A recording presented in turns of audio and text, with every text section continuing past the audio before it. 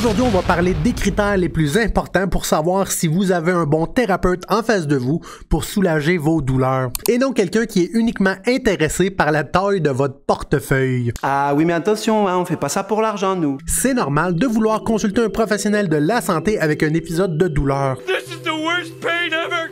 Go, go. Qu'on ait le cou et le dos barrés, une épaule jammée ou qu'on soit tout croche incapable de bouger. What the fuck is this? #grow. On veut comprendre qu'est-ce qui se passe et avoir des résultats. Et dans cette période d'incertitude et de douleur, certains thérapeutes vont utiliser des peurs, des pensées négatives pour vous faire rester très longtemps avec eux dans leur plan de traitement prolongé. Parce qu'on a autre chose à leur proposer. Les guérir, les délivrer de leur mal. Numéro 1, un bon thérapeute ne va pas utiliser de termes péjoratifs. Un air de coincé, une vertèbre de déplacer ou la colonne vertébrale croche. C'est des termes qui font peur et sont uniquement là pour vous faire croire que votre problème est pire que ce qu'il est vraiment. Numéro 2, c'est que le thérapeute va vouloir vous prendre des radiographies avant même d'avoir fait une consultation. Non seulement c'est pas déontologique parce que la radiographie, l'imagerie médicale doit toujours être subséquente à une évaluation clinique. On s'amuse pas à passer des radiographies juste pour le fun ou pour trouver des problèmes où il y en a pas. Mais là, vous devez vous demander pourquoi c'est si dangereux de prendre des radiographies de manière systématique. No, please.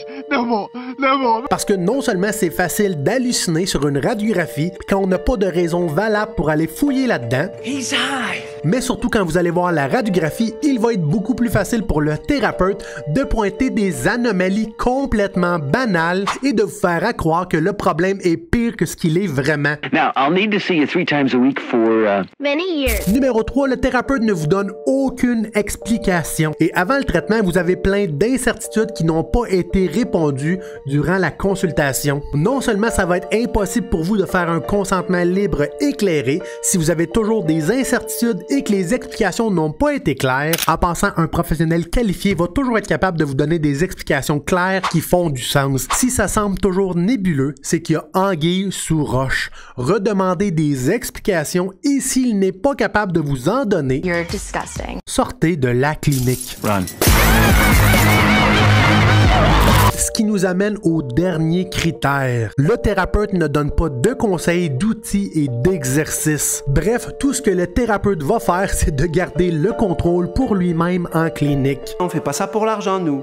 Parce que c'est beaucoup plus facile pour vous faire revenir constamment en clinique pour vous soulager. All you can talk about is money. Si vous avez une chose à vous rappeler de cette vidéo-là, c'est qu'un bon thérapeute va vous redonner votre autonomie. Vous allez très bien comprendre le terrain de jeu dans lequel vous allez pouvoir vous améliorer à la maison, comprendre qu'est-ce qui va faire mal, qu'est-ce qui va faire moins mal, les mouvements à éviter temporairement, comment recommencer l'activité physique progressivement. Bref, ça c'est l'autonomie. Vous seriez surpris à quel point le cerveau aime ça être objectif, positif et en contrôle avec l'apparition d'une nouvelle douleur. Je le sais, je le gère constamment à la clinique. Quel genre de douleur avez-vous vécu dans votre vie? Quel thérapeute vous a le plus aidé? Avez-vous des histoires d'horreur à me partager? Mettez-moi ça dans la section commentaires. Ok, bye!